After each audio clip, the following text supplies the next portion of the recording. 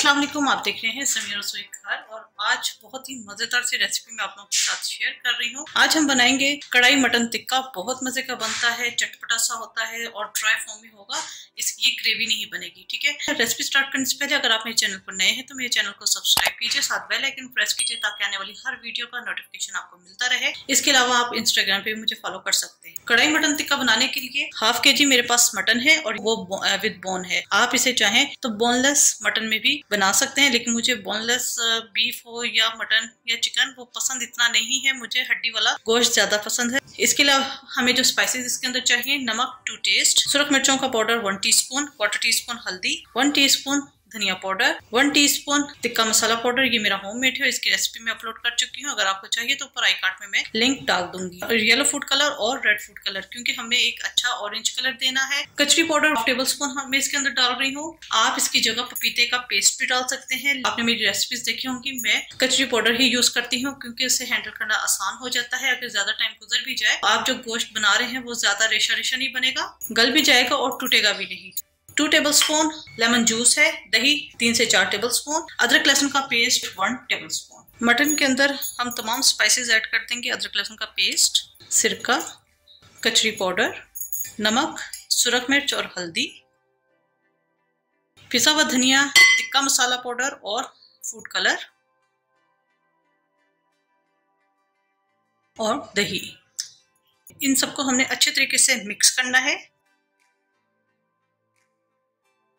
जी, ये अच्छे तरीके से मिक्स हो गया है। इसको हम मैरिनेट होने के लिए रख देंगे 2 से 3 घंटे के लिए। और अगर आप इसे ओवरनाइट रखें तो इसका रिजल्ट बहुत अच्छा आएगा। इस चीज को आप ओवरनाइट मैरिनेट करें तो उसका टेस्ट बहुत अच्छा आता है। मैं इसे 2 से 3 घंटे के लिए मैरिनेट होने के लिए रख दूंगी।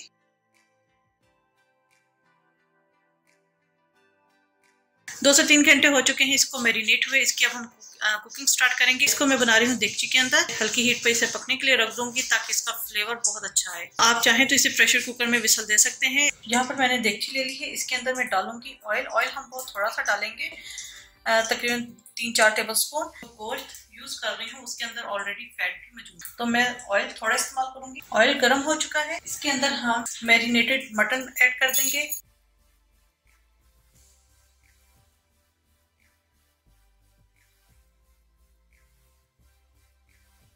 इसे मिक्स करेंगे।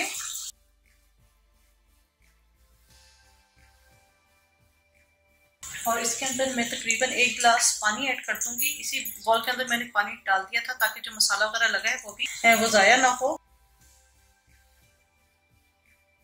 और इसको हमने बहुत हल्की हीट पर पकने के लिए रख देना है कि गोश्त अच्छे तरीके से गल जाए। अच्छा, ये मटन का गोश्त मैं इसी तरह पका रही हूँ। आप चाहें इसे प्रेशर कुकर में विसल भी दे सकते हैं। आधा पौना घंटा लगेगा इसे कुक होने में, तो इसको मैं पकने के लिए रख देती हूँ।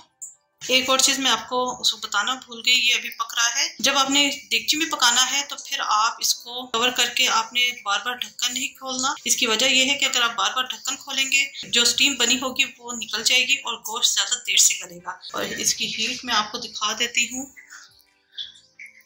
ये देखें, इस हीट पे ये पक रहा है।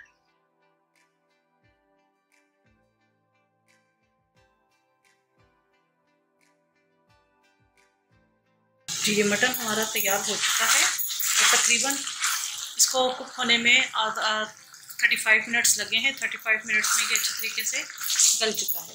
घरों में होता है कि बहुत गला हुआ खाते हैं, तो आप मज़ीद 15-20 मिनट और रख दीजिएगा।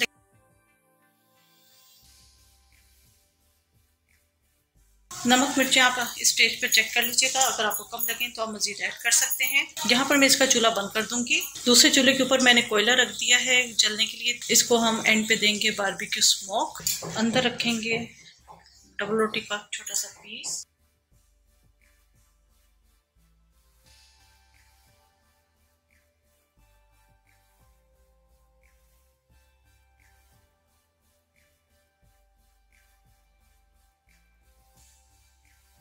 कढ़ाई मटन टिक्का हमारा तैयार हो चुका है। इसको हम सर्विंग प्लेटर में निकालेंगे। थोड़ा सा लेमन स्क्वीज कर देंगे, थोड़े से ऑनियन रिंग्स,